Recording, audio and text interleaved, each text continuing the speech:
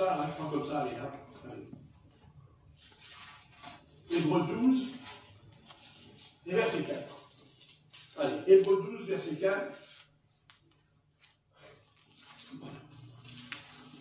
Et bien sûr, ce qu'on va lire, tout le monde ne peut pas non plus le supporter. Hein. Il faut une certaine maturité pour accepter ce que nous allons lire. Mais je ne vois pas d'autre solution pour que nous puissions être repris, car c'est nécessaire. Mais il faut que la réprimande aboutisse. Amen. Et elle aboutira, d'abord parce que c'est la volonté de Dieu, qu'il doit faire ce qu'il a dit. Amen. Mais il faut quand même notre accord. Donc, ce qu'on va lire, on peut l'accepter ou ne pas l'accepter dans notre vie, mais ça fait partie du jeu, parce qu'il y a le côté du salut, le côté merveilleux, que quand on est venu au Seigneur, bon, ben, on a été sauvé, on est content, on est joyeux, voilà, on est passé par la repentance, on a pris le baptême, et après, Dieu nous a accordé ce fameux don. Vous pensez bien que le Saint-Esprit, c'est un don. Ce qui devrait déjà nous interpeller, parce que nous avons du mal à saisir la portée de cette histoire aujourd'hui.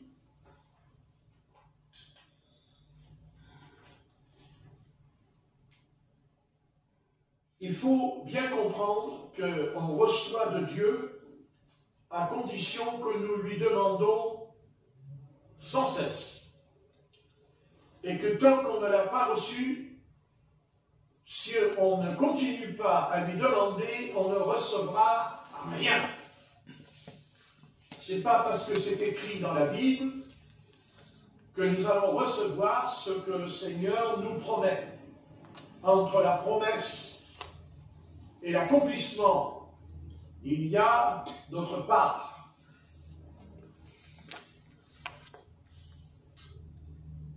Dans le jardin d'Éden, Satan a obtenu ce qu'il voulait. C'est que la volonté humaine soit soumise à sa volonté.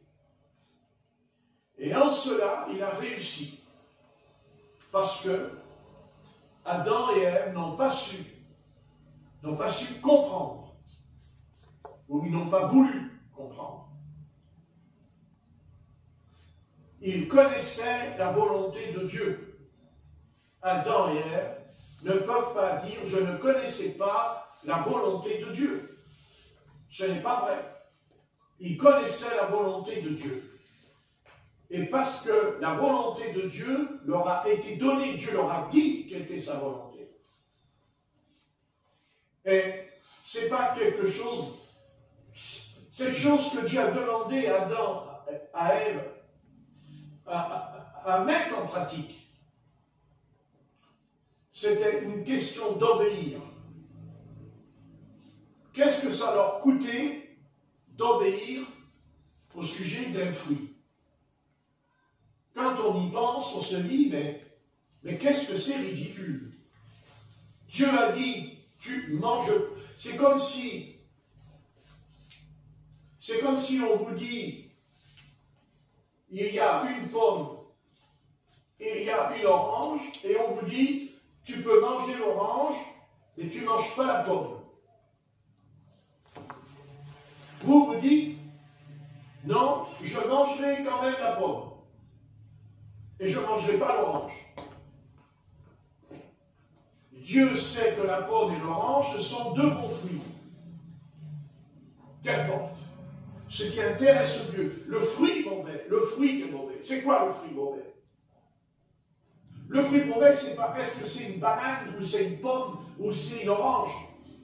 Le fruit mauvais est mauvais quand tu désobéis à l'Éternel. À ce moment-là, tu as mangé le fruit pourri. parce que tu as désobéi à un ordre. Un ordre. Et c'est tout ce que le Seigneur leur a demandé, d'obéir. Et ils n'ont pas obéi. Et pourquoi Dieu leur a demandé d'obéir? Parce que Dieu voulait dire à Adam et à Ève, je veux que vous fassiez ma volonté, mais en même temps, quand vous ferez ma volonté, vous allez vous, par votre volonté personnelle, prendre une bonne décision. Dieu aurait pu imposer sa volonté. Dieu aurait pu dire, après tout, pourquoi le Seigneur aurait pu, quand Adam est tenté, le Seigneur aurait pu envoyer peut-être, je ne sais pas, l'ange Michael ou l'ange Gabriel, en disant, non, non, non, arrêtez, il ne faut pas le faire. Dieu nous a envoyés pour pas que vous fassiez ça. Non, Dieu n'a pas envoyé d'anges. Non, non. Dieu les a placés devant leur responsabilité. Dieu a dit, maintenant, vous êtes responsables. Et c'est ça que l'humanité aujourd'hui ne veut pas entendre parler. D'être responsable de ses actes. D'ailleurs, eux-mêmes ont dit à l'Éternel, quand l'Éternel leur a dit, pourquoi vous avez fait ça, ils ont répondu, c'est pas moi, c'est l'autre. Quand on dit c'est pas moi, c'est que tu fuis ta responsabilité. Quand tu dis c'est pas moi, ben c'est que tu n'as pas envie de te repentir. Tu ne regrettes pas ce que tu as fait puisque tu dis que c'est pas toi. Mais Dieu lui dit, je ne suis pas d'accord. Je ne te parle pas. Dieu n'a pas dit, ah mais oui, tu as raison, c'est la faute de Ève. C'est à cause de Ève que tu es tombé. Dieu ne lui a pas dit ça dans la Genèse. Ah. Non, et il lui a dit, à partir de maintenant, ton front, qu'est-ce qu'il fait? Il va suer. Vous voyez ce que je veux dire? Il va travailler, et il y aura des épines, il y aura ceci, il y aura cela. Donc Dieu, lui, ce qui l'intéresse, c'est d'obéir. Amen. Et d'obéir, c'est sa volonté. Donc Dieu nous a donné, dans le Nouveau Testament, Dieu nous a donné des bases. Mais tant que ta volonté, tant que ma volonté ne sera pas soumise à Dieu, tout ce qui est écrit dans ce livre, c'est que des phrases et des mots pour nous. Obéis. Tu dois obéir. Tu dois te soumettre. Pas parce que Dieu t'impose sa volonté, mais parce qu'il veut que ta volonté fonctionne. Parce que Dieu ne veut pas que ta volonté tombe entre les mains de Satan, mais entre les mains de ton Seigneur. Tout est là. Alors, je vais faire un exemple. Qu'est-ce que c'est de faire la volonté du Seigneur? Eh bien, c'est celui qui me cherche, me trouve. Celui qui frappe, j'ouvre. Celui qui demande, je donne. Ce qui veut dire que Dieu est capable d'ouvrir, Dieu est capable de nous donner, mais pas parce qu'il est Dieu, mais parce que Dieu dit, toi, je veux que tu me demandes, je veux que tu frappes, je veux que tu me cherches. Et quand on cherche quelqu'un, on ne le trouve pas en 24 heures. C'est pas vrai. On le cherche, ça prend du temps. Et d'ailleurs, c'est Dieu qui décide. C'est Dieu qui décide le nombre de jours, le nombre d'années, le nombre de semaines, de mois, pour répondre à notre requête. Mais quand on cherche Dieu, nous pensons qu'on cherche Dieu et puis c'est fini. Il ne se passe rien. Mais c'est faux. C'est là, justement, que l'adversaire a su bien démolir les choses.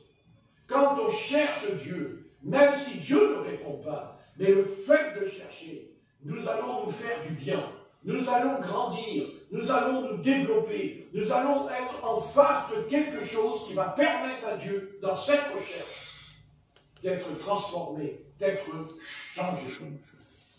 C'est certain. La repentance est le commencement de ce changement. La repentance, c'est la base, c'est le pivot du commencement. C'est-à-dire que la graine est mise en terre. Mais la graine qui est mise en terre, elle ne reste pas dans la terre, elle sort parce qu'elle est brisée.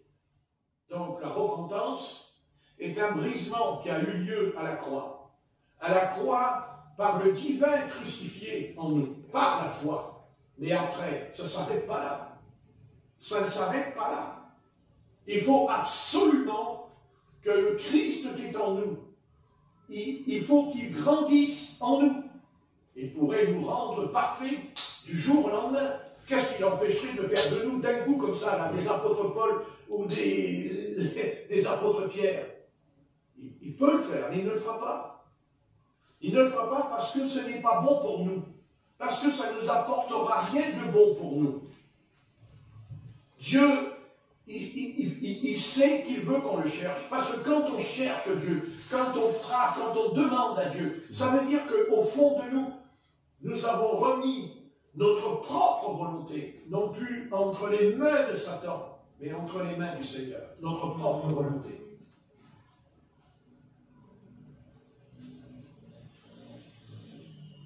Nous sommes certains qu'à la Pentecôte, bien sûr, c'est un jour merveilleux. Qu'est-ce qu'il n'y a pas de plus beau dans la Bible que la Pentecôte en Acte 2, verset 1. C'est le verset le plus grand de tout. C'est le chapitre le plus extraordinaire de l'histoire de l'humanité. C'est ce qui s'est passé dans la chambre haute.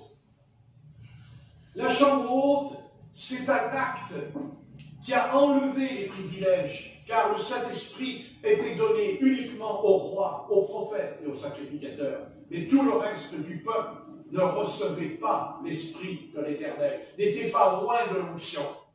Ce n'était que les rois, les sacrificateurs et les prophètes qui recevaient l'onction du Saint-Esprit, et pas en eux, sur eux, ce qui est tout à fait différent pour nous.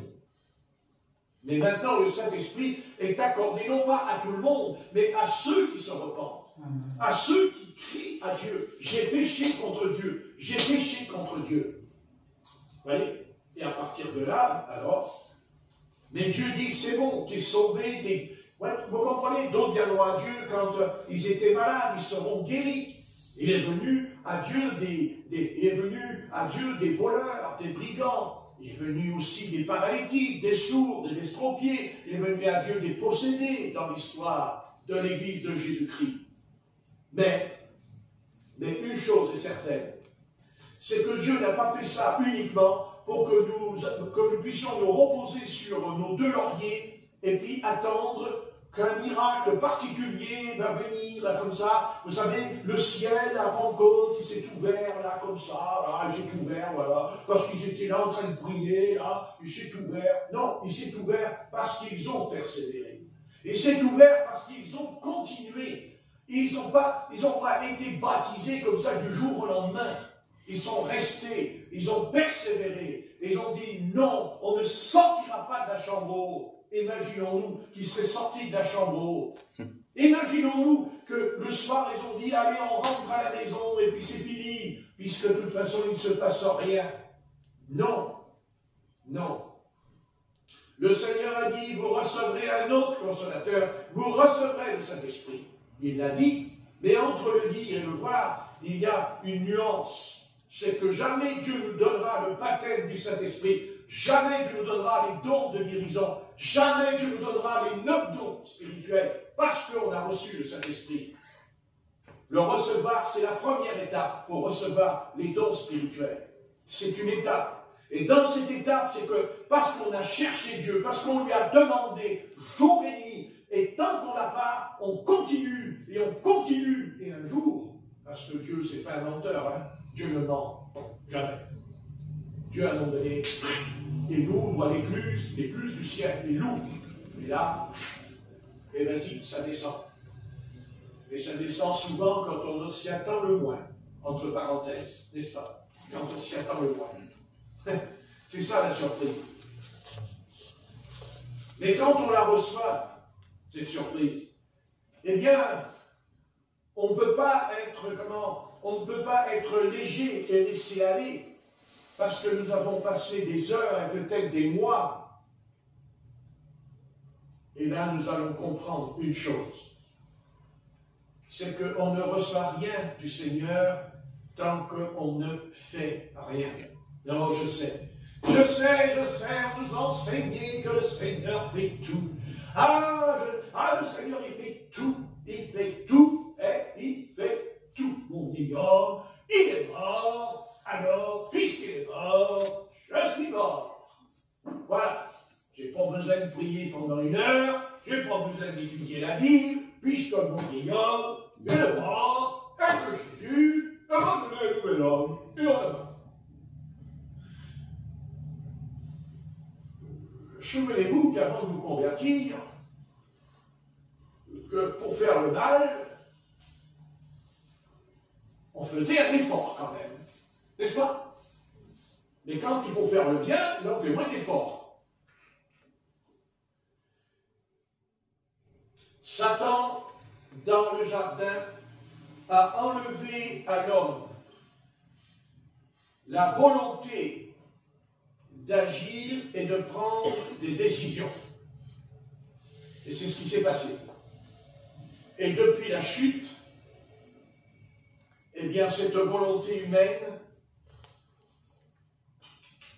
elle n'est pas entre les mains du Seigneur. Parce qu'on peut remettre sa volonté entre les mains du diable aussi. Mais ne vous inquiétez pas. Quand votre volonté tombe entre les mains du diable, alors là, vous en avez de la volonté. Là. Ah oui, il n'y a pas de problème. Hein? N'est-ce pas? Quand on veut obtenir un petit truc, là, vous savez, dans le péché, c'est curieux comme on a de la volonté, disons. Si tu veux recevoir de Dieu ce qui est écrit dans ce livre, eh bien, tu vas te le dire. Tu as un prix à payer. Parce que dans la vie, on n'a rien sans payer le prix. Ça n'existe pas. Même les chaussures que tu as à tes pieds, tu les as achetées avec de l'argent. Et que si tu n'as pas d'argent, tu n'as pas de chaussures. À moins que tu tombes sur une arme charitable, comme il y en a une ici, qui nous apporte des goudillots de temps en temps, et des pantalons. Ça peut arriver. Mais enfin, elle ne va pas venir à chaque réunion nous apporter des chaussures et des pantalons à chaque réunion. Vous voyez ce que je dis? Donc, à un moment donné, je vais au magasin, je prends mon argent et j'achète mes chaussures. Bien sûr. Bien sûr. Vous n'envoyez pas quelqu'un, vous achetez vos chaussures. Comprenez? Parce que si vous faites du 36 ou du 37 qui revient avec du 47, les chaussures, vous ne pouvez pas les mettre. Donc, vous y allez, vous. Parce qu'il faut qu'elles vous plaisent. Parce que ça vous plaît. Vous allez mettre une paire de chaussures, vous dire alors, qu'est-ce que t'en penses? Hein? Elles sont belles, hein? Bon, vous êtes un hypocrite. Hein? Pour pas froisser la personne, dit oh oui, oh là là là là là, oh qu'est-ce qu'on. On ne te reconnaît plus, hein? Oh là là, oh, mais c'est merveilleux. Puis dans 3 mois, la personne qui a fait les chaussures, elle les fout dans le tiroir. Elle s'en sert plus. Et là, vous vous dites, mais c'est merveilleux. Ben non, ce n'est pas si merveilleux que ça, parce qu'on les fout dans le placard. Ça s'appelle du gaspillage. Ah oui, parce qu'il y a le gaspillage aussi. Ouais. Parce que s'il fallait récupérer tout l'argent qu'on a donné quand on a acheté nos affaires, on aurait beaucoup d'argent ce soir. Donc pour le dire au président, de toute façon, on a une manne à la maison. Voilà. Je te fais une proposition. Achète-moi tous les godasses qu'on a à boire. Enfin, à moitié prix. C'est l'occasion. Vous voyez? Mais simplement, c'est rigolo. C'est pas si rigolo que ça. Dieu nous a donné une volonté. Si tu cherches les choses de Dieu, tu les auras. Amen. C'est par là que je suis passé. Vous savez, quand j'ai reçu le baptême du Saint-Esprit, j'ai prié pendant 1 an. Pendant 1 an. Alors, j'ai prié. Hein. Oh là là. La nuit, je me réveillais. Seigneur, baptise-moi du Saint-Esprit. Baptise-moi du Saint-Esprit. Alors, il y a des fois qui me disaient, les baptistes, par exemple, les baptistes, me disaient, mais t'as le Saint-Esprit, Patrick. T'as le Saint-Esprit. Ah oui, mais comment j'ai le Saint-Esprit? Quand je lis dans le livre des Actes, ils parlaient en langue, ils parlaient en langue, ils parlaient en langue, ils prophétisèrent. À chaque fois qu'il y a le baptême du Saint-Esprit, ils parlaient en langue, ils parlaient en langue. Je fais comment, moi? C'est comme aujourd'hui, le baptême d'eau, vous pouvez baptiser au nom qui parle de Fils du Saint-Esprit, et il est écrit, baptisez au nom de Jésus-Christ, baptisez au nom de Jésus-Christ. Mais comment je fais? J'écoute les hommes ou j'écoute ce qui est écrit dans la Bible? Alors pendant un an, j'ai prié. Alors je priais, hein. Saint-Esprit. Et plein de frères, surtout les baptistes, je disais, mais tu as reçu Saint-Esprit, Patrick. Mais tu as reçu, mais moi, au fond de moi, je dis, non, je n'ai pas Saint-Esprit, hein, non. Mais si, tu as Saint-Esprit. Mais si, tu t'es repenti, tu parles du Seigneur, t'es chaud, oui, je suis chaud, peut-être que je suis chaud. En fait, demain matin, je suis froid, hein, aussi. Et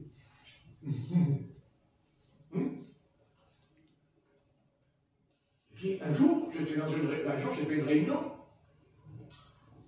puis le soir, il y a des frères qui sont venus, puis de ce coup, il y a un frère, moi je fais, respire plus, au nom de Jésus, sors! De ce coup, le frère tombe par terre, il roule comme ça par terre devant moi, et de ce coup, il y a le serpent, le corps, comme ça devant moi, devant tout le monde, il se dresse comme ça le corps, comme ça devant tout le monde, le corps lui-même.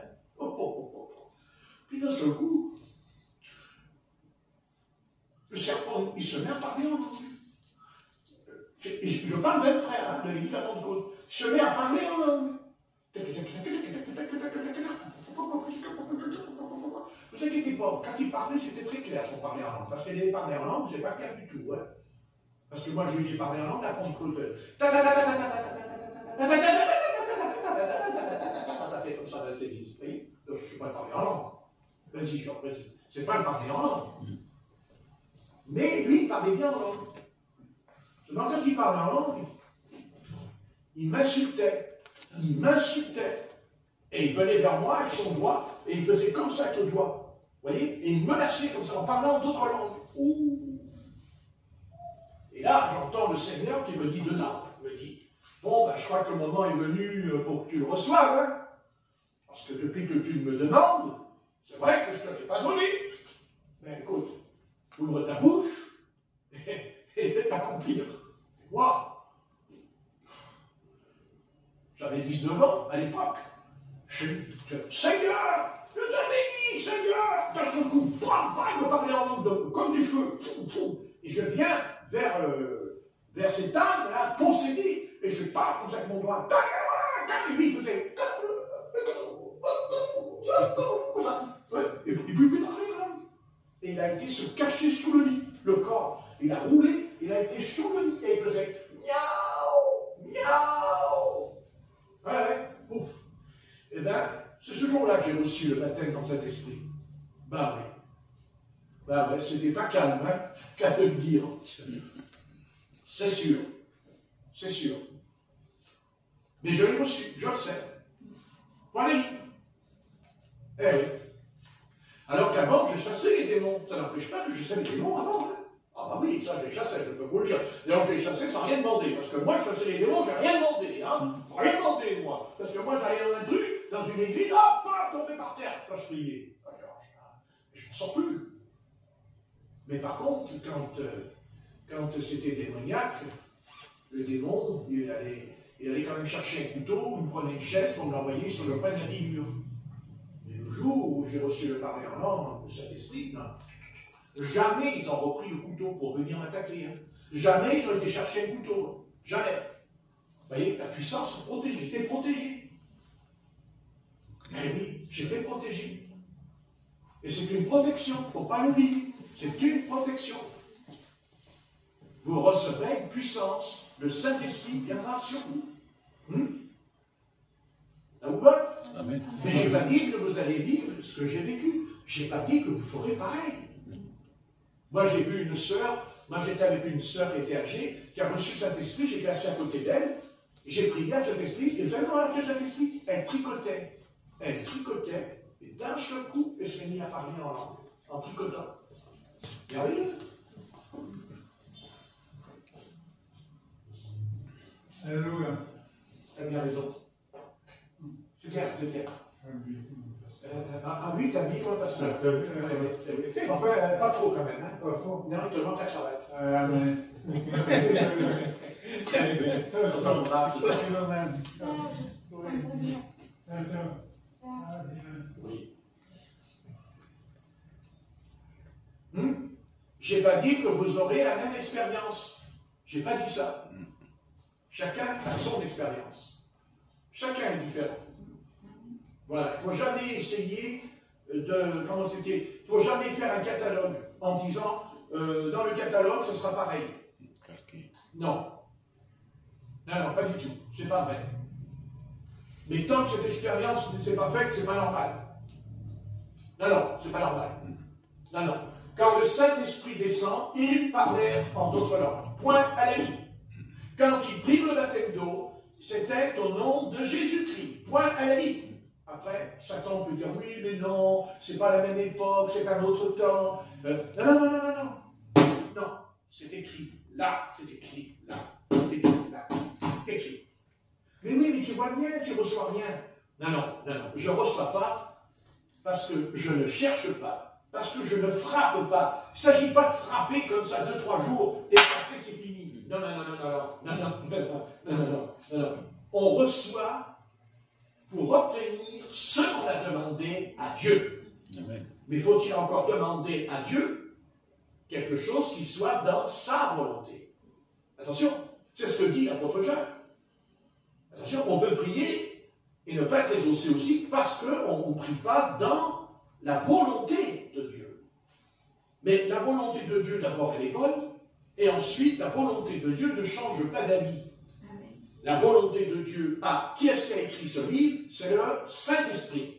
L'apôtre Pierre a dit, c'est poussé par le Saint-Esprit que des hommes ont prophétisé de la part de Dieu. Donc, c'est clair, ce qu'il y a là, c'est le Saint-Esprit. Ce qui est écrit, c'est le Saint-Esprit.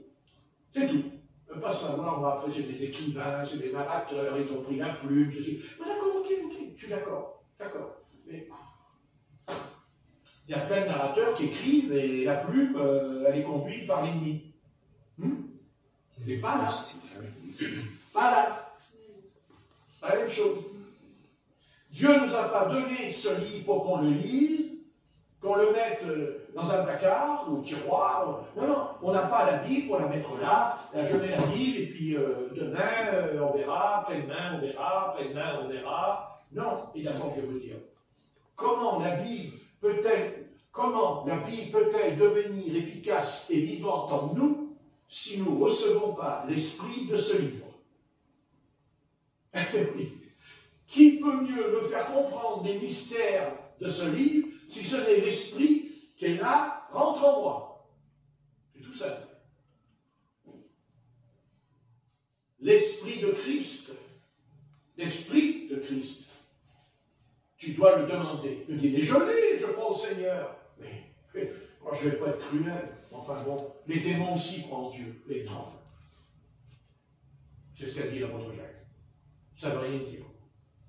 Ce qui compte, c'est ce qui est en conformité. J'ai dit en conformité biblique. C'est biblique. Tu n'en es pas convaincu? Alors ce soir tu rentres, tu prends un crayon, tu prends un papier et tu relèves dans le livre des Actes, dans les Corinthiens, dans les Éphésiens. Vous savez, le Saint-Esprit n'a pas dit seulement je reçois le baptême. Il n'a pas parlé seulement des dons spirituels. Il a dit il y a 5 ministères dans l'Église. 5 ministères. Et qu'est-ce que dit l'apôtre Paul? Il dit que ces ministères sont opérés par le Saint-Esprit. Voyez?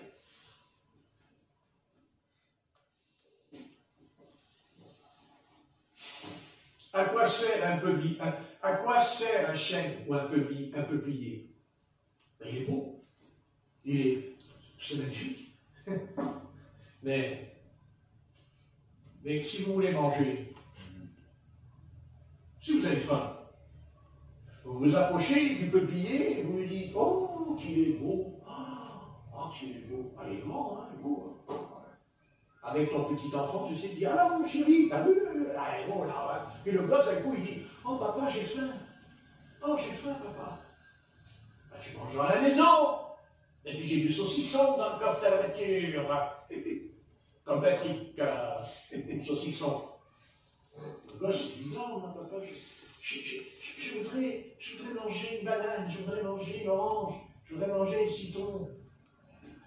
Ah oui, mais regarde, les boules, c'est un arbre. Mais oui, mais il est dit que les arbres ils produisent du fruit, papa. Il dit que les arbres ils produisent du fruit, papa. Et dans la jeunesse, c'est écrit, papa, il y a 2 arbres. Tu ne mangeras pas le fruit de la connaissance du bien et du mal, mais tu mangeras le fruit de la vie, papa, les 2 arbres et du fruit. S'il n'y avait pas de fruits sur l'arbre, est-ce que le serpent serait venu tenter ce couple? S'il n'y avait pas de fruits, pourquoi est-ce qu'il est venu s'il n'y a pas de fruits? Quand il vient, il dit, mange le fruit. Non? Oui. Non? Oui, oui. Non, tu t'es endormi là, pas grave. Bon, il faut boire un jus de citron. Là. Donc, et oui, c'est le fruit. Amen. À quoi sert un arbre s'il n'y a pas le fruit? À quoi ça sert? Donc, tiens, des larmes. Quand tu rencontres ceux qui t'entourent, voilà, je suis converti, je crois au Seigneur, Jésus-Christ est mon sauveur. Très bien, très bien, très bien. Et après, tu fais quoi?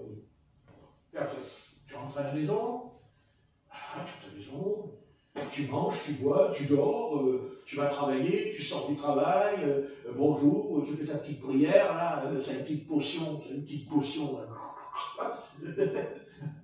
tout. Ah bon? Ben, écoutez, si c'est ça, il faudrait m'expliquer comment ça se fait que l'Église primitive a pu répandre l'Évangile dans le monde entier. Ah oui, l'Évangile a été répandu dans le monde entier avec l'Évangile. C'est intéressant, hein? Ben non. Vous savez, c'est eux, les apôtres.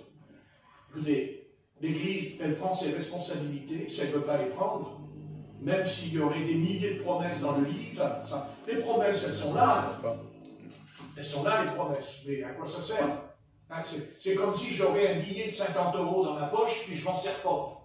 Et puis, je rentre dans le magasin, je dis, oh là là là là là, oh, je rachèterais bien le... Oh, la belle coquette de mouton, on dit. Oh, putain.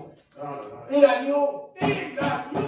Oh, c'est bon l'agneau. Oh, mon Dieu. Ça pourrait que je prie plusieurs heures hein, pour ça. Et donc, voilà. Hein? Peut-être que je persévère pas assez encore dans la couillade.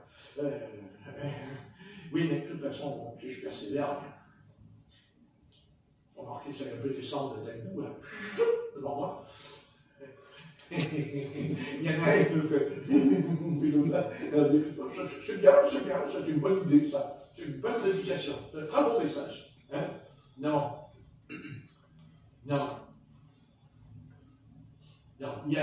Vous savez, il y a un arbre parce qu'on l'a semé, il y a un arbre parce qu'on l'a arrosé, il y a un arbre parce qu'on l'a taillé, et c'est pas Dieu qui le fait. Dieu lui donne la vie, oui. Ah oui, la vie, c'est pas nous. On ne peut pas donner la vie.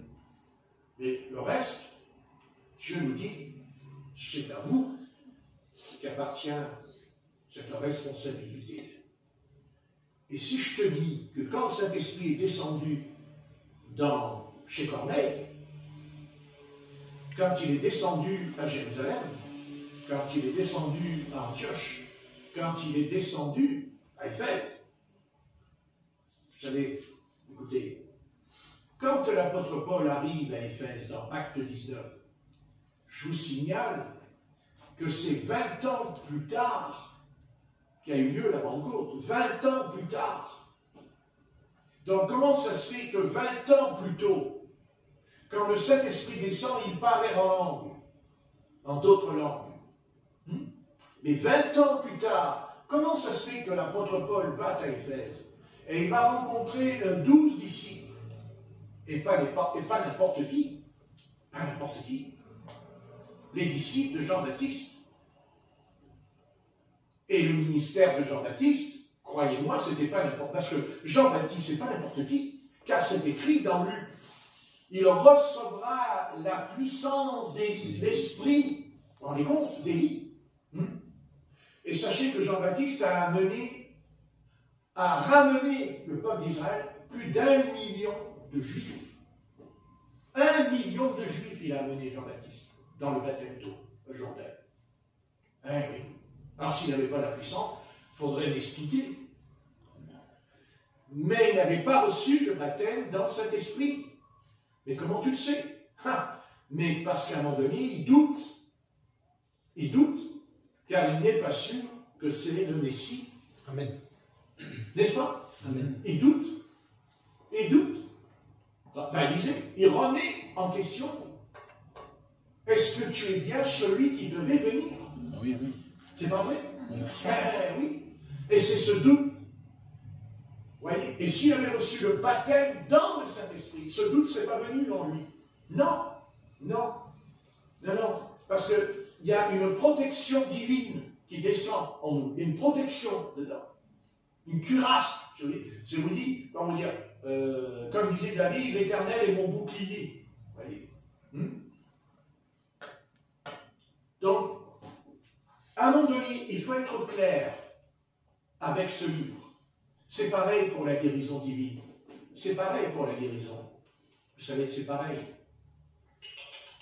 Si les malades ne sont pas guéris, arrêtons de chanter ce cantique dans les églises que le temps des miracles est passé. Arrêtons de dire oui, mais non, mais c'est plus pour aujourd'hui. Non, non, non, non, non, non. Le Seigneur me dit, il te dit que c'est pour moi ce que je dis, c'est pas que pour vous.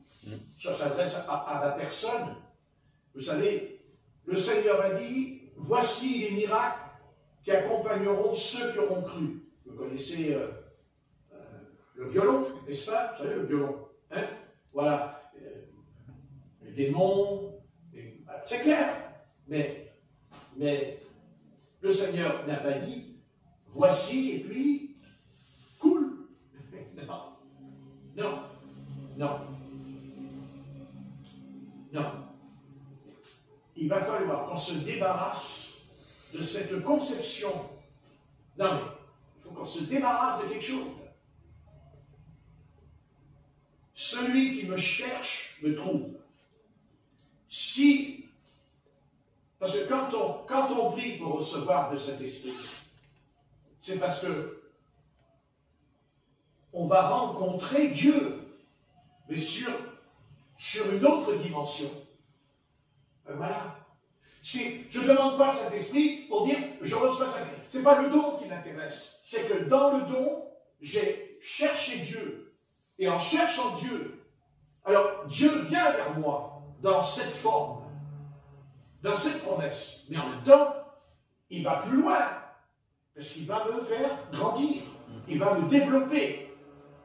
Il me développe. Mais il faut commencer par la base. Et la base, c'est la repentance, c'est le baptême d'eau, et c'est le baptême du Saint-Esprit. Mais Satan, lui, il va venir, il va vous dire, mais non, laisse tomber le parler en langue. Mais tu ne pourras jamais parler en d'autres langues. Ben, ça c'est sûr. Autrement, si tu peux parler en langue, c'est que c'est plus un don. Bien sûr que Satan va nous le dire. Mais bien sûr que Satan va nous le dire. Et Satan, il va plus loin. On peut même recevoir cet esprit, et vous savez ce qu'il fait? Et il peut éteindre la flamme en nous. Vous savez qu'à un moment donné, on ne parle plus en d'autres langues, on ne prophétise plus, il n'y a plus rien. Mais c'est pire que ceux qui ne l'ont pas reçu. C'est pire. Mais c'est pire. Eh oui. Bien sûr. En fait, je vais employer un verbe qui s'appelle privé. Privé. Nous sommes privés. Nous sommes privés de la gloire du Seigneur aujourd'hui. Nous sommes privés de tout ce que Dieu... Parce que Dieu, il n'a pas besoin de faire une autre Bible. Dieu, il n'a pas besoin d'écrire une autre Bible et de rajouter. D'ailleurs, c'est écrit dans l'évangile de Jean. S'il fallait écrire tout ce que Jésus a fait, il dit que tous les livres du monde ne pourraient pas. C'est étonnant, cette phrase de la part de l'apôtre Jean. Donc, vous voyez que Dieu n'a pas besoin de faire une autre Bible. Il nous a donné une Bible. Et Dieu nous dit, écoutez, si déjà vous arrivez à faire ce qui est écrit là-dedans, peut-être, je vous en donnerai une autre. Remarquez, il va nous en donner une autre. Mais ça, c'est quand on sera dans le ciel. Parce que dans le ciel, il y a une Bible là-haut, croyez-moi. Ben, bien sûr. Il y a ça là, mais là-haut, il y a des choses qui ne sont pas dites là, mais qui sera dit là-haut, parce que nous serons équipés pour pouvoir recevoir ce que nous ne pouvons pas recevoir déjà maintenant dans notre corps humain. Humain. L'humain. Il y a les maigres, il y a les humains gros, comme moi, gros, le boudou, la bidon. Hein? Le pasteur, il prêche, il dit, faut jeûner, allez, jeûne, faut jeûner. Il dit, pasteur, quand il prêche, il ça, il dit, jeûner, pas marqué si je perds, si je dis faut jeûner, marqué si je jeûne 8 jours, dimanche prochain, quand même, il y a ça va descendre un peu, hein, quand même. Hein. Ouais. Bon. Ben, quand on cherche Dieu, ben, on diminue. C'est ce que Jean-Baptiste a dit. Il faut que je diminue et que lui il croisse en moi. Ben oui. Alors si tu ne l'as pas reçu, ben, tu vas le demander. Dire, oh ben oui, mais j'ai pas que ça à faire, moi. Hein. Ouais. Oui, mais enfin, il va falloir s'approcher jusqu'à ce que ça vienne. Ouais, mais enfin, il ne va pas descendre demain matin. Hein. Marqué peut-être. Peut-être, remarquez, il est bien descendu quand l'apôtre Pierre prêchait. Et n'avait pas fini sa prédication, il dit qu'il se mit à parler en langue. N'est-ce pas, Corneille? Acte 10, verset 44. Vous voyez? Amen. Mais si on ne demande pas, si on ne dit pas, soyez, on demande, mais comment expliquer? Je sais pas. Non. Il faut demander, il faut y aller. Et puis une fois qu'on l'a reçu, c'est pas fini. Hein. Ah ben non. Mais c'est là que ça se complique quand même. Hein. Ça se complique quand même. Parce qu'une fois qu'on l'a reçu, on va s'installer après. Comme si on s'installe dans un fauteuil. Vous voyez? Voilà. Quand on l'a reçu, on s'installe. Hein? On dit, ah ben voilà. D'ailleurs, c'est bien là la faille. Et d'ailleurs, c'est la faille du mouvement de Pentecôte. C'est qu'ils sont arrivés en haut de la montagne et puis, c'est fini. C'est ça le problème. C'est fini. Je suis en haut de la montagne. La Pentecôte, c'est ça. Nous, on parle en langue, on prophétise, donc nous, on est au-dessus. Pas de problème. Ouais, d'accord. Mais le problème, c'est que de temps en temps, le Seigneur, lui, il dit tu vas descendre dans la plaine. Parce que Jésus, lui, quand il monte sur la montagne pour prier et jeûner, il redescend. Amen. Et quand il redescend, c'est pour quoi faire? C'est pour être au chômage? Non. Il fait des réunions tous les soirs. Vous n'avez pas lu ça? Amen. Dans Marc, Luc, Matthieu, chapitre 5, tous les soirs. Et après, montez là-haut. Et vous dites, mais on n'est pas Jésus, nous. Non. On est ses disciples. Et tout disciple sera comme son maître. Comme son maître. Ah vous dites, ah, mais je ne suis pas pasteur. Moi, je ne suis pas pasteur. Moi. Mais moi non plus, je ne suis pas pasteur. Vous croyez que je suis pasteur, moi? Je suis un drôle de pasteur, alors. Hein. Je ne suis pas pasteur, moi. Pas du tout. Non, moi, non, je ne vois pas pourquoi je suis un pasteur. Je suis un disciple. Voilà, moi, ça me suffit. Hein. Je suis un disciple. Mais faudrait-il encore que je sois un vrai disciple? Parce qu'un disciple, souvenez-vous de ce disciple qui était tout seul. Quand les apôtres ont vu ce disciple qui était tout seul, ils ont dit au Seigneur, mais il ne nous suit pas. Et il, qu'est-ce qu'il fait? Voilà, il chasse les démons. Il ne nous suit pas. Alors, mais pourquoi il chassait les démons? Parce qu'il avait renoncé à lui-même. Et ça fait de lui un disciple. Et il n'a pas encore su le baptême du Saint-Esprit. Ben non. Jésus n'a pas encore été crucifié, enseveli, ressuscité et glorifié encore. Et pourtant, il chasse les démons. Mais pourquoi? Qu'est-ce qui a fait qu'il pouvait chasser les démons? Mais parce qu'il avait renoncé à lui-même. Ben, c'est pour ça qu'il a pu chasser les démons. Parce qu'il a renoncé à lui-même. N'est-ce pas notre problème? Est-ce que ce n'est pas vraiment notre problème? Est-ce que nous avons renoncé à nous-mêmes?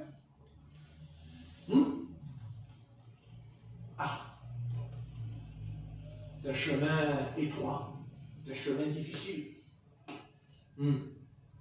C'est pour ça que Satan a créé les dénominations. Pourquoi Satan a-t-il créé? C'est pas Dieu qui a créé les dénominations. Ah non. Non. C'est le diable qui a créé la dénomination. Pourquoi? Mais parce que tu n'as pas d'effort à faire. Tu es entre les mains de la dénomination, tu es entre les mains de l'organisation religieuse dedans. Toi, tu n'as rien à faire. Tu as élu un pasteur qui te prêche le dimanche, une réunion. Vous voyez ce que je veux dire? Le pasteur, il est élu. Le pasteur, il est élu. Oui, mais moi, je suis un simple petit croyant, c'est tout. Tu vois. Je m'installe sur ma chaise pendant 50 ans. J'ai les cheveux qui deviennent tout blancs, au bout de 50 ans, je dis Alléluia, je prends la Sainte Seine, Alléluia, tout va bien, tout va bien. Mais ce n'est pas ce que Jésus enseigne. C'est pour ça que Jésus enseigne. Jésus n'a pas fait ça. Jésus, il a dit, nous sommes des disciples. Ah, je ne peux pas être un disciple. Ah non. Parce qu'on peut être pasteur, on peut être évangéliste, on peut être même prophète, mais ne pas être un disciple. Ah bon? Ah non. Non, parce que disciple, c'est la discipline. C'est obéir. C'est renoncer à soi-même. Bien que Jésus dit qu'on doit aussi renoncer à sa famille. Car celui qui m'aime plus que son père, que sa mère, que ses frères, que ses sœurs, n'est-ce pas? Amen. Et moi je rajoute Ses enfants. la belle-mère. C'est joli, une belle-mère. Remarquez, moi je dirais, non, c'est vrai que si j'avais été avec Jésus quand il a dit ça, j'aurais dit, écoute Seigneur, la belle-mère, je suis d'accord. Je te la livre entre tes mains, la belle-mère. Tranquille comme ça. Parce que qu'est-ce qu'on est tranquille qu'il n'y a pas de belle-mère? Parce que vous savez, les belles-mères, c'est très intéressant de le faire. Ah oui, c'est charmant. C'est dit. Très gai. Renoncer à soi-même. C'est-à-dire qu'à un moment donné, notre volonté, notre propre volonté, c'est pas je vais céder ma volonté. Parce que dans le verbe céder, ça voudrait dire je ne fais plus rien. Non, c'est le contraire. Céder à Dieu, c'est justement que je m'engage avec Dieu. Je vais avec Dieu. Là, j'ai cédé. Là, j'ai coupé. Là, j'obéis. Mais obéir à Dieu, c'est pas je suis, je suis laissé aller, je suis paresseux, je suis... non. Obéir à Dieu, c'est le contraire. C'est rentrer en action.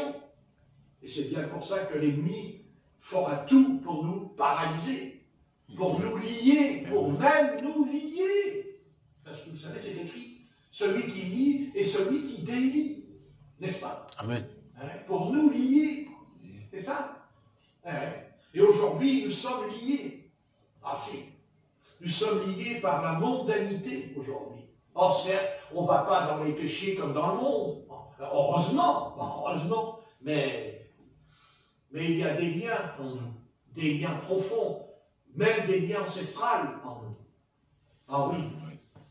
Mais heureux celui qui le comprend, parce qu'il sait que son maître va les briser, les liens. Il va briser, on va dire, la chaîne, une chaîne. Et vous savez, tout le monde ici a une chaîne, peut-être pas 30, mais une en tout cas. Et celle-là, tant qu'elle n'est pas brisée, on ne va pas de l'avant. On n'avance pas. C'est-à-dire qu'on est au Seigneur, on est ses enfants, mais on fait du surplace. Vous voyez? Comme maintenant, là, vous faites du surplace depuis tout à l'heure. Vous êtes assis sur la chaise. Vous voyez? Ne bougez pas, la chaise. Tranquille.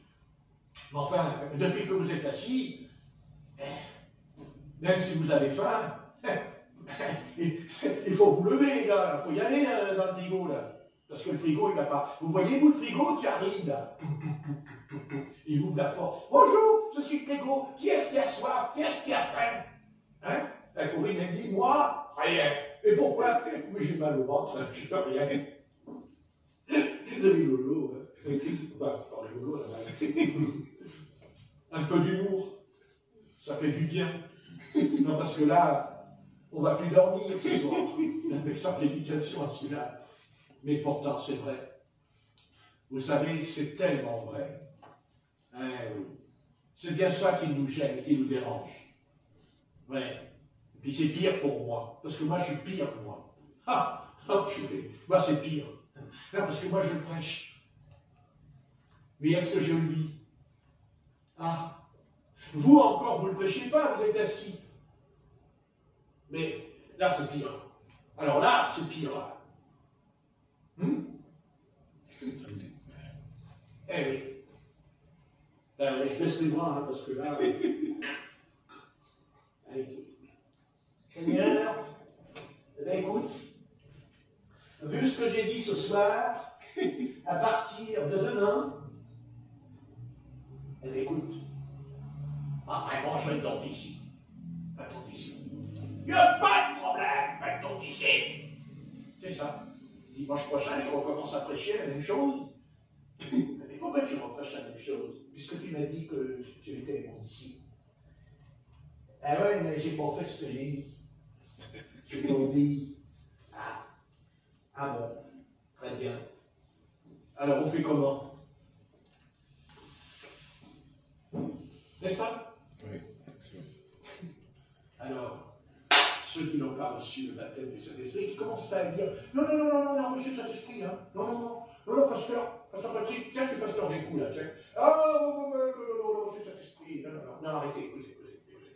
On va arrêter de se leurrer, on va arrêter de raconter des blagues dans le christianisme, d'accord? C'est clair et net. Le baptême du Saint-Esprit, il est accompagné du parler en langue et de la prophétie. Point.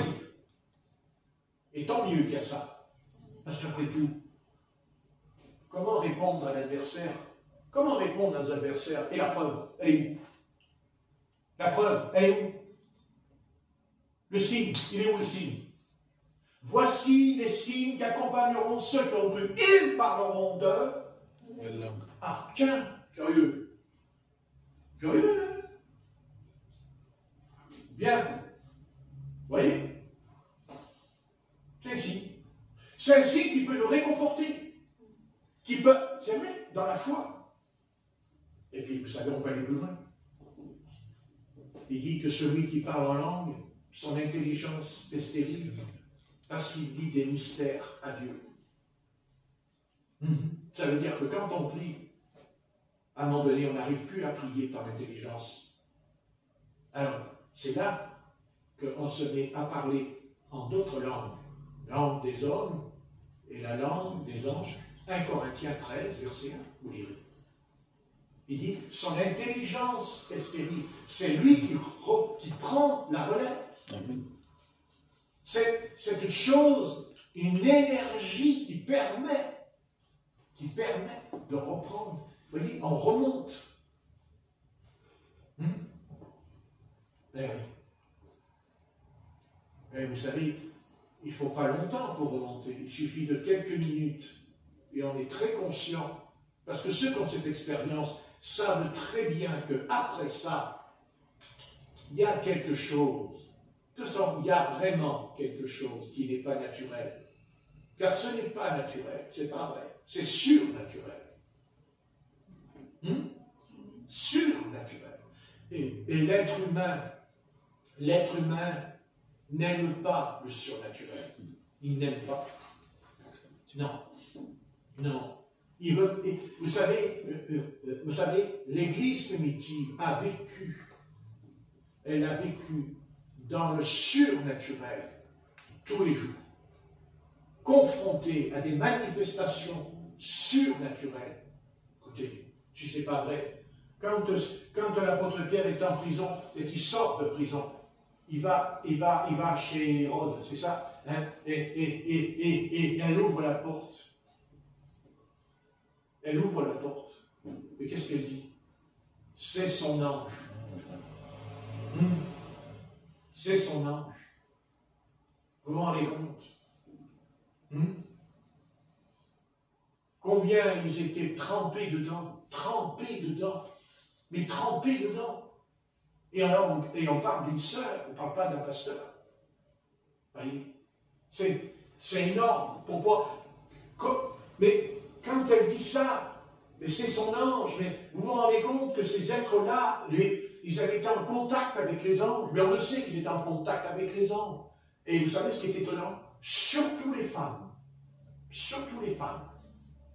Ah oui, c'est curieux hein, que les anges sont très sensibles envers les femmes dans l'Évangile. À la fin, là, quand Jésus est ressuscité, hein, pour voir un peu. Hein. Ouais. Les apôtres, ils ont dit, elles sont toquées. Pour de bon dit.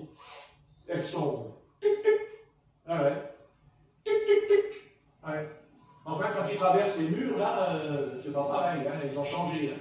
Quand ils traversent le mur, là, traversent le mur, ils... Mais dès le départ, le Seigneur les a appelés à vivre dans le surnaturel. Mais pourquoi? Mais parce que Satan, il est surnaturel.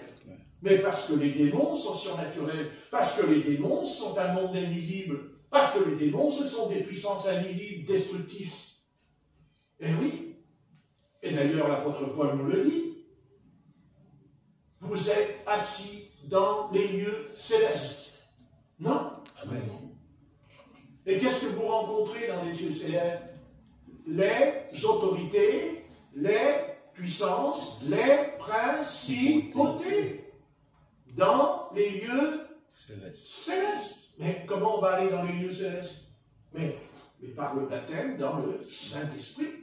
C'est ce baptême-là qui me fait asseoir dans les lieux célestes. C'est pas parce que je répète toute la journée, je suis assis dans les lieux célestes, que je suis assis. C'est pas vrai.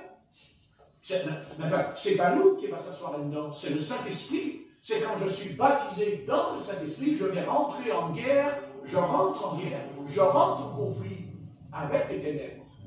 Après, il n'y a pas de guerre. Il n'y a pas de guerre. C'est pas vrai. Après, on est charnel. On est charnel. On est humain. Bien sûr, on est humain. Bien sûr. Pourquoi croyez-vous que Satan... Pourquoi Satan ne veut pas qu'on ait du surnaturel? Mais parce qu'il sait très bien que... Écoutez, c'est sûr. D'abord, c'est écrit le don de discernement. À quoi sert le don de discernement? Ben, c'est pour discerner. Est-ce que nous avons affaire à un esprit humain quand il nous parle, ou est-ce que nous avons affaire à un mauvais esprit quand il parle? Mais il ne s'agit pas de découvrir qu'il a un mauvais esprit, il s'agit de le tasser, de le chasser même. N'est-ce pas? Car il dit en mon nom, vous chasserez les démons. Et comme l'a dit Jésus aux pharisiens, vous êtes assis dans la chair de Moïse. Et c'est pareil. Vous êtes assis dans la chair de Jésus-Christ. Mais dans la chair. Mais Jésus-Christ, ce n'est pas la chair. Sa chair, elle est crucifiée pour la crucifier à nous. Mais il nous amène comme lui. Quand il connaissait les pensées des hommes, avant qu'ils aient ouvert la bouche, il savait ce qu'ils pensaient et ce qu'ils allaient dire. Si ce n'est pas du surnaturel, c'est quoi alors? Eh oui. L'apôtre Pierre, quand il dit Ananias et Saphira, voyez, voyez, c'est le surnaturel. D'ailleurs, il n'y a que les sorciers, il n'y a que les médiums qui savent qu'il y a le surnaturel. En tout cas, c'est ce qu'il a fait Simon le magicien. Quand l'apôtre Pierre et l'apôtre Jean arrivent en Samarie, ils ont été envoyés par les anciens de Jérusalem au sujet du baptême dans le Saint-Esprit. Tiens, j'ai mon exprès là, tiens, merci Seigneur. Le baptême, c'est-à-dire qu'ils n'avaient pas reçu le Saint-Esprit. Acte 8, ils n'avaient pas reçu le Saint-Esprit, c'est écrit. Ils avaient été seulement baptisés au nom du Seigneur Jésus, vous avez qu'à lire. Alors pourquoi les anciens de Jérusalem, pourquoi les apôtres ont envoyé l'apôtre Pierre et l'apôtre Jean quand ils leur imposaient les mains sur les croyants de la Samarie, ils reçurent le Saint-Esprit. Et l'autre, qu'est-ce qu'il fait l'autre? Non mais le serpent, il est là, hein. Qu'est-ce qu'il dit? Il dit, je vous donnerai de l'argent afin que moi, quand j'imposerai les mains, ils reçoivent, je parle en langue. Vous voyez? L'apôtre Pierre, qu'est-ce qu'il lui a dit? Vous avez un peu la réponse. Donc vous voyez, lui, Simon le magicien, on n'a pas eu? Est-ce que l'apôtre, est-ce que lui, le Simon le magicien, on a eu besoin? Est-ce qu'il a douté? Non, mais est-ce qu'il doute, lui? Non, il ne doute pas, lui. Au contraire. Oh, il dit, je vous donnerai même de l'argent, disons. Je suis prêt à payer pour avoir un tel don. Mais l'apôtre Pierre lui a dit, c'est pas à prix d'argent qu'on reçoit ce don. Non, non, bien sûr. Non, parce qu'il ne s'était jamais repenti. Il avait pris le baptême, par contre. Il était baptisé d'eau. Mais il n'était pas repenti. Hein. Ah non. Il lui a dit, je vois que tu es dans un fiel amer. Tu es dans les liens de l'iniquité, il lui a dit. Et l'autre, il a eu peur. Il a peur. Il a peur, il priait pour moi. Priez pour moi. Moi, j'aurais dit, prie déjà toi. Ouais. Moi, je ne vais pas prier pour toi parce que tu es dans les liens de l'iniquité. Non. Je prie que si tu te repens. Mais il ne s'est jamais repenti. Hein. Non. Mais lui, il savait qu'il y avait la puissance parce qu'il a vu les miracles que faisait Philippe. Et lui, on l'appelait, il a la puissance de Dieu. Les gens disaient, il a la puissance de Dieu. Hein, la grande même. Alors si vous ne connaissez pas son naturel, il faut m'expliquer à moi. Mais le problème, c'est que les Samaritains qui écoutaient cet homme, qui était un loup, parce que c'est un loup, lui, c'est pas un agneau. Vous comprenez? Lui, il savait ce qu'il faisait, parce qu'il devait aussi leur imposer les mains. Parce qu'il dit, afin que quand j'imposerai les mains, donc c'est qu'il a imposé les mains, puisqu'il se faisait des prodiges, il y avait des miracles, des guérisons certainement. Vous voyez? Mais c'était Satan, c'était pas cet esprit qui guérissait, c'était l'ennemi, l'adversaire qui guérissait. Une puissance de séduction dans les liens de l'iniquité. Il imposait les mains et il amenait l'âme. Il conduisait l'âme à vivre toujours dans le péché, Car un vrai prédicateur, quand il prêche la parole, il prêche la repentance, mais parce qu'il dit aux hommes, ça c'est le péché, ça c'est l'iniquité. C'est ça la différence. C'est ça la différence. C'est pour ça que la future religion qui va venir, parce que dans l'islam, vous pouvez aller dans le péché quand vous voulez. Hein. Ah ben oui. Ah, vous pouvez y aller, il n'y a pas de problème. Hein. Vous pouvez avoir plusieurs femmes même. Ah oui. Non. Oui. Voilà. Oui. Dans les liens de l'iniquité. D'ailleurs, le Seigneur a dit aux ouvriers l'iniquité, retirez-vous de moi, je ne vous ai jamais connu. Et pourtant, eux, ils ont chassé les démons, ils ont guéri les malades. Ben oui, vous voyez. Donc, c'est vrai que d'entrer dans le surnaturel, ben ça, c'est important. Mais, vous savez, il faut être assis. Il faut être assis. Il faut être assis dans la doctrine sainte, apostolique, pour ne pas devenir un faux docteur dans l'Église, pour ne pas devenir un faux prophète dans l'Église. Bon, on va arrêter, parce que ça fait pas mal quand même, 7h30, c'est dur à faire. Bon, mais c'est intéressant, c'est plus intéressant que la télé, parce que comme on passe des heures devant la télé, ça ne nous gêne pas de regarder la télé pendant des heures, n'est-ce pas? Et écoutez un pasteur, c'est long, c'est fatigant, c'est dur, mais la télé, c'est pas pareil. Mais on va recevoir le Saint-Esprit dans la télé. Ah oui, c'est sûr. Oh là là, l'Esprit Saint, il va descendre là devant la télé, tu sais. Remarquez dans un sens, il peut descendre, et puis d'un seul coup, elle tombe en panne. C'est intéressant, ça aussi. Elle tomberait en panne, vous savez, les coups. Vous savez ce qu'on ferait? On sera en colère. Oh, elle marche plus. Oh, c'est quoi? C'est l'antenne. L'antenne ne marche plus. Allô Orange, allô Free, plus la télé, il faut venir à la maison. Le chant faisait pareil pour recevoir l'esprit, ça serait bien aussi. Ça. Oui, Seigneur. Faut pas exagérer.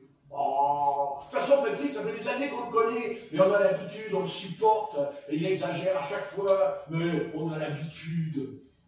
On est entraîné avec lui. allez, un message de plus, un message de moins, ça ne changera pas grand-chose. De toute façon, avant même de venir ici, on sait très bien ce qu'il va nous dire. Renoncez à vous-même, renoncez à vous-même. Alléluia. Et oui, renoncez à vous-même. Remarquez, moi, ça peut être pire. Parce que si j'arrive là-haut devant le Seigneur et il me dit, alors, t'as renoncé à toi-même? Ah bah oui, j'ai prêché, Seigneur. Oui, t'as prêché, mais tu vivais pas ce que tu disais. Ah bon? Ne fais pas semblant, hein? Semblant, hein? Parce qu'on aime bien faire semblant, hein? Oh, mais tu sais, maître, oh, mais comprends-le, c'était pas les mêmes époques. C'est pas pareil, en ton temps, on marchait dans la rue à pieds nus, avec des sandales, tu comprends, Seigneur? Pas pareil, c'est pas le même temps, pas pareil. Et le Seigneur me répondra, donc moi j'ai changé, alors, je suis pas le même. Aïe, c'est dur là, hein? J'ai pas dit que nous allons plonger comme ça dans la piscine de le matin, non. Mais moi je te dis que si tu cherches, tu trouveras. Vous savez, il y a prier et prier. Parce qu'on peut prier sans crier à Dieu. Hein? Sans crier à Dieu. Il n'y a rien. Mais crier à Dieu, c'est crier avec ses tripes. Prier Dieu, c'est comme si on était au bord de l'abîme et qu'on sait qu'on vient aller dedans. Et là, on prie. C'est pas la petite prière, Seigneur, je te bénis, je te loue, garde-moi, bonne journée, tout ça. Non. Non, vous savez, si demain matin on va nous dire tu vas mourir à 8 heures, vous croyez que nous allons prier comme maintenant? Hein? Si le docteur il nous dit dans 3 mois tu pars, comment on va prier? Comme maintenant ou ça va être une autre prière? Une autre prière, eh oui, c'est ça, n'est-ce pas? Seigneur Jésus, nous te remercions et nous te bénissons sincèrement en cet instant. Tu as toujours quelque chose à nous donner, parce que tu as dressé une table, dira David, et que sur cette table, il y a toutes sortes de bonnes choses. Mais, Seigneur, donne-nous la capacité, la force de nous approcher de toi. Mais nous approcher de toi parce que les circonstances, même les circonstances mondiales, les événements internationaux, Seigneur, sont mauvais. Et plus c'est mauvais, et plus c'est dangereux. Mais même au sein du danger, au sein de tout ce qui se passe, eh bien, le peuple du Seigneur ne réagit même pas. Il y a une sorte de coma profond dans le peuple du Seigneur, un coma profond. Je sais que même les serviteurs du Seigneur aujourd'hui sont comateux, ils sont tombés, ils sont entrés dans ce cercueil religieux où il n'y a point de résurrection à l'intérieur, et c'est pour ça qu'ils se sont enfermés dans leur dénomination, parce qu'ils ont reçu un esprit dénominationnel en nous, qui consiste à enfermer, Seigneur, ta parole, à enfermer la vérité par des credos et par des dogmes. Nous te prions, Père éternel, au nom du Seigneur, de nous délivrer de nos credos, de nous délivrer de nos dogmes, de nous libérer de nos théories sur le christianisme tel qu'il est conçu. Seigneur, pendant que je prie ton nom, j'aimerais, en commençant par moi-même, bien sûr, je ne suis pas un donneur de morale, je ne suis pas là pour faire la morale à ton peuple. Seigneur, si ça vient de toi, alors ça produira aussi en moi un changement demain et après-demain. Car si c'est ton esprit, c'est que tu poursuis un but,